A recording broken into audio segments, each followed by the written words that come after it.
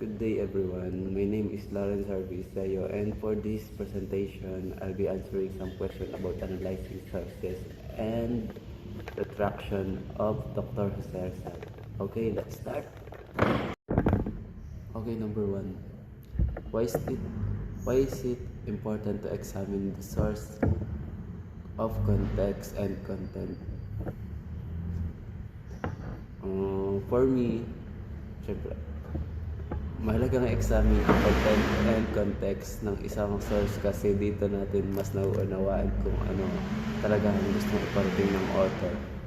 Yung content ay kung ano ang laman ng text at yung context ay kung bakit kailan at saan ito ginagawa. Kapag alam natin ang background, mas nakikita natin kung reliable ba yung source at kung tama ang interpretation natin.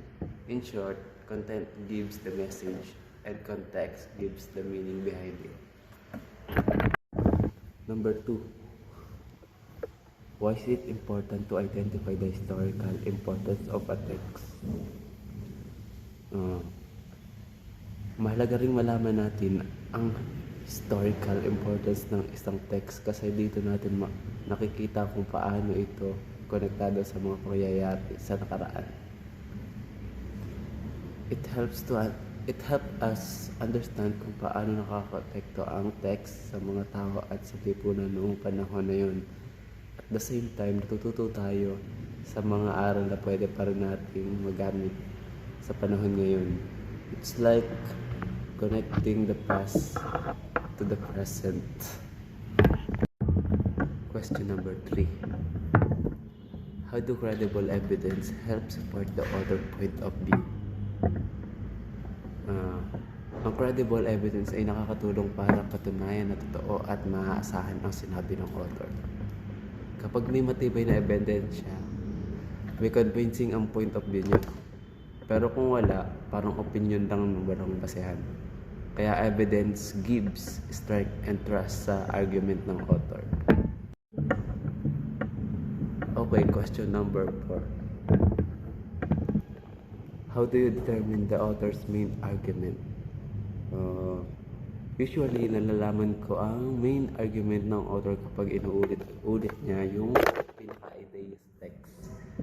Ito yung core message na gustong iparating. Tinitingnan ko rin kung paano niya sinusuportahan ito through examples, explanation, and conclusion.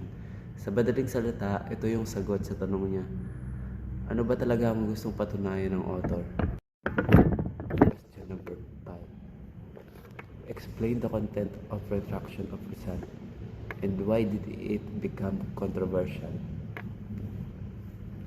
Ang retraction of Rizal ay isang dokumento na sinasabing nilagdaan ni Dr. Jose Rizal bago siya barilin. Dito daw binawi niya o niretract ang mga sinulat niyang laban sa simbahan. Pero naging controversial ito kasi may mga naniniwala na totoo ito. At may iba namang nagsasabing peke lang. Yung iba sinasabi nagsisisi si Rizal bago siya namatay. Pero yung iba naman naniniwalang nanindigan siya hanggang huli. Kaya hanggang ngayon, debate pa rin ito kung ano ba talaga ang totoo. So overall, mahalagang pag-aralan ang mga sources, hindi lang para malaman ang facts, kundi para maintindihan din ang meaning at purpose sa likod ng mga ito. By analyzing the content, context, and evidence, natututo tayong mag-isip ng mas critical. At sa dulo, history is not just about memorizing events.